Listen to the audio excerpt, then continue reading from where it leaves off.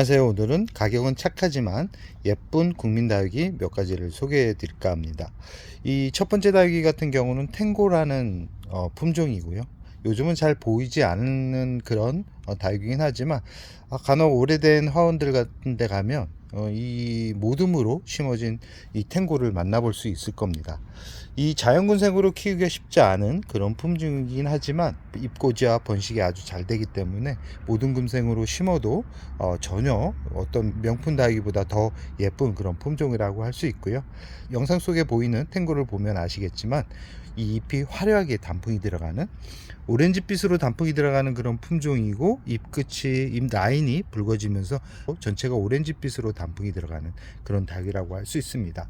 이 햇살을 좋아하는 품종이고요. 웃자람이 좀 있는 품종이긴 하지만 그렇다고 뭐 햇살이 뭐 정말 안 들어오는 공간에서는 키울 수는 없지만 하루에 3시간 정도만 들어와도 예쁘게 키울 수 있는 그런 품종이라고 할 수 있습니다. 잎을 떼가지고 상토 위에다가 올려놓기만 해도 새로운 식구가 태어나는 그런 품종이고, 가격이 아주 저렴합니다. 가격이 한 3-4천 원이면 풍성한 모둠군생을 구입해가지고 키울 수 있고요. 이 성장은 봄, 가을에 하고 겨울에 이렇게 단풍이 들어갑니다. 그런데 지금 키핑동 같은 경우는 실내 온도가 한 20도 정도 유지가 된다 그러면, 저번 주에 물을 줬는데도 이렇게 잎을 만졌을 때 단단한 모습을 보여주는 걸로 봐서는 겨울에도 어느 정도 일조량만 확보가 된다 그러면 성장을 시킬 수 있는 그런 품종이고, 참 이 줄기를 보면 목질화가 다 진행됐을 만큼 아주 오랫동안 키울 수 있는 그런 품종이라고 할 수 있습니다. 이 탱고 참 예쁜 품종인데 이 철화도 많이 나오는 그런 품종입니다. 철화로 키워도 예쁘지만 저 같은 경우는 이렇게 정상적으로 태어난 정상적인 얼굴을 가지고 있는 그런 모습을 더 좋아하고, 오래 키울수록 더 꽃다발처럼 키울 수 있기 때문에 참 키울수록 매력적인 그런 품종이라고 할 수 있습니다. 이 분갈이 같은 경우는 가을보다는 봄에 해주는 게 좋고요. 여름 같은 경우는 강한 직광보다는 반음지에서 키워야지만 얘 줄기가 의외로 고사가 잘 되기 때문에 이 여름에는 햇살이 많이 들지 않는 곳에서 놓고 키우는 게 이 친구를 오랫동안 키울 수 있는 방법이라는 말씀을 꼭 드리고 싶습니다. 두 번째 품종은 아란타라는 품종입니다. 예전에는 홍령으로 불리기도 했고 아주 오래전에 유행했던 그런 품종입니다. 오늘 소개해드리는 품종들을 이렇게 전체적으로 보면 아주 옛날에 유행을 했던 그런 품종이지 싶은데요. 이 아란타 같은 경우는 여름에 좀 잎이 떨어지는 그런 성질은 가지고 있지만 키울수록 참 매력적이고 번식이 잘 되고 키우기가 쉬운, 그리고 가격이 아주 저렴하면서도 예쁘게 키울 수 있는 품종이라고 할 수 있습니다. 이 아란타 같은 경우도 아까 탱고처럼 봄, 가을에 성장하고 겨울에 예뻐지는 얼굴을 보여주는데, 지금 끝이 좀 날카롭게 보이는데 시간이 지나면서 햇살을 많이 보여주면 잎이 동글동글하면서 안쪽으로 말리는 그런 성질을 가지고 있습니다.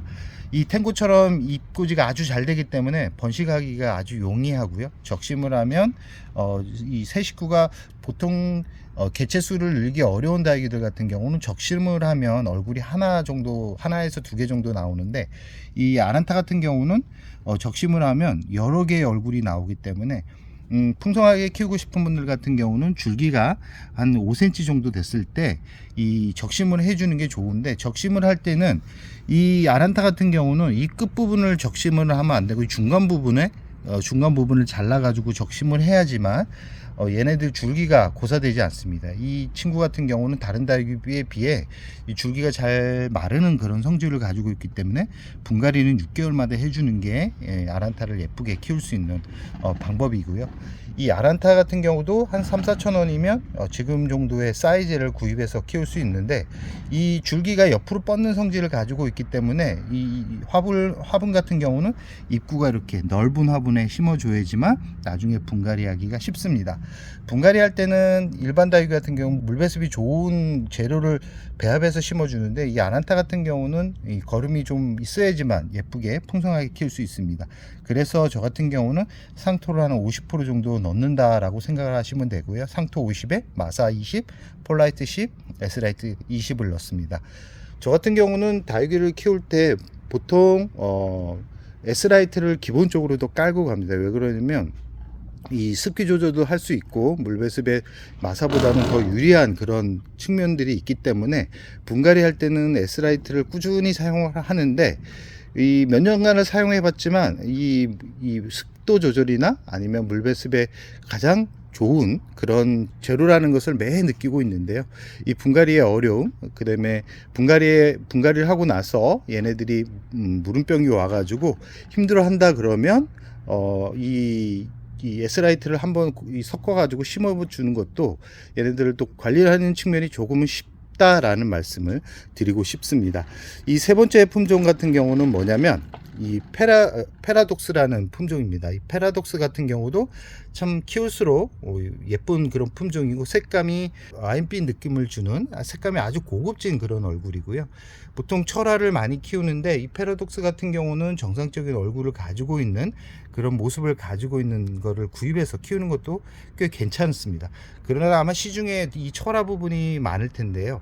이 지금 제가 페라독스를 얼마나 많이 좋아하냐면, 지금 이 친구 같은 경우는 아직까지 단풍이 들지 않은 그런 얼굴을 보여주는 그런 품종이고, 이 페라독스 같은 경우는 이 철화가 아까도 많다고 그랬는데 이 줄기가 넓은데 여름에 이 무름병이 좀 옵니다. 무름병이 자주 오는 그런 품종이기 때문에 여름에는 좀 건조하게 키우지만 겨울 같은 경우는 얘네들이 의외로 또 성장을 합니다. 그러나 이런 색감을 보고 싶다 그러면 물을 최대한 아끼면서 키우는 게 좋죠. 이 잎을 만졌을 때 잎이 말랑말랑 거릴 때 물을 주면 거의 실패할 확률이 적고, 이 친구 같은 경우도 잎꽂이와 적심을 하는데, 이 철화 같은 경우는 적심보다는 잎꽂이를 분갈이를 하면서 잎을 떼가지고 화분에 올려주면 철화가 나오기도 합니다. 그러나 거의 대부분 정상적인 얼굴이 나오고요. 분갈이는 6개월마다 해주는 게 안전하면서 오랫동안 키울 수 있고요.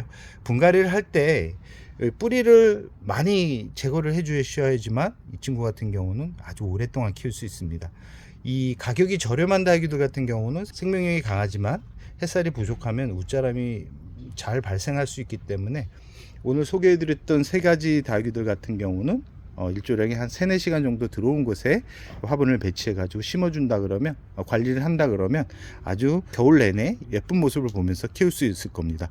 오늘 세 가지인데 가격적으로 정말 부담이 되는 분들 같은 경우는 이 탱고, 이 지금 보이는 탱고나 아니면 아까 보여드렸던 아란타 두 가지만 구입해 가지고 키워도 이 친구들 같은 경우는 대품으로도 키울 수 있기 때문에 아마 가정에서 조금 큰 화분에 심어주면 아주 나름 인테리어 소품으로도 꽤 잘 어울리는 그런 품종이기 때문에 한번 관심을 가져보는 것도 좋을 것 같습니다.